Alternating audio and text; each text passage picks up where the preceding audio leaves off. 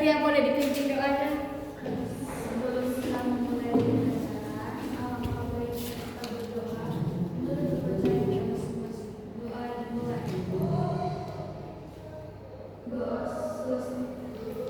Sebelum kita lanjut ke materi hari ini, Ibu absen terlebih dahulu ya. Dea, Nadia, Eli, Flora, Gladys, Hadir, Setia, Monica, Novianti, Indah, Elisa. Oke. Pembahasan yang minggu lalu masih ada yang ingat nggak mengenai dasar-dasar perpajakan?